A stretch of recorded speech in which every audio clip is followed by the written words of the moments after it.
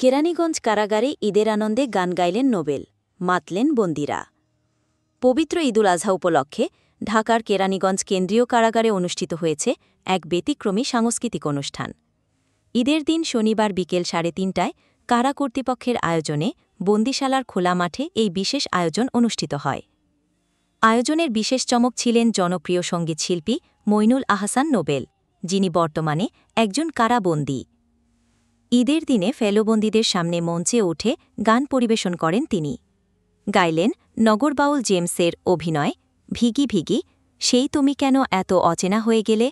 নোবেলের কণ্ঠে এসব গান যেন বন্দীদের মাঝে ফিরিয়ে আনে এক টুকরো স্বাধীনতা, আনন্দ ও আবেগ।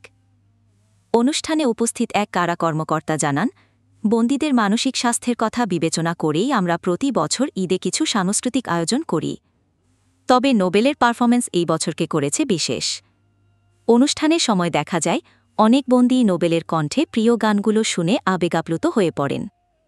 কেউ চোখের পানি লুকিয়ে রাখেন, কেউ বা গলা মিলিয়েছেন গানে। এই আয়োজন শুধু বিনোদন নয়, নোবেলের গানে যেন লুকিয়েছিল আশার বার্তা। হয়তো বন্দীদের হৃদয়ে তিনি বুনে দিয়েছেন মুক্তির স্বপ্ন আর নিজের জীবনে শুদ্ধ হয়ে নতুনভাবে ফিরে আসার সংকল্প। গান নয়, এটা ছিল এক ধরনের মুক্তি। একদিনের জন্য হলেও বন্দীরা ভুলে যেতে চেয়েছেন নিজেদের চারপাশের দেয়াল। কারা কর্তৃপক্ষ জানায়, বন্দীদের মানসিক বৃদ্ধি ও ঈদের আনন্দ ভাগাভাগি করে নেওয়ার লক্ষ্যেই এই আয়োজন। অনুষ্ঠানে বন্দীদের পাশাপাশি কারা কর্মকর্তা, কর্মচারী এবং কিছু আমন্ত্রিত অতিথিরাও উপস্থিত ছিলেন।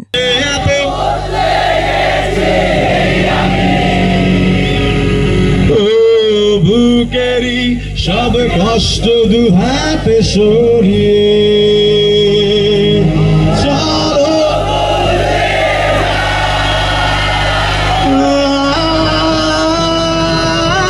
তুমি কেন বোঝো না, তোমাকে ছাড়াই আমি অসহায়।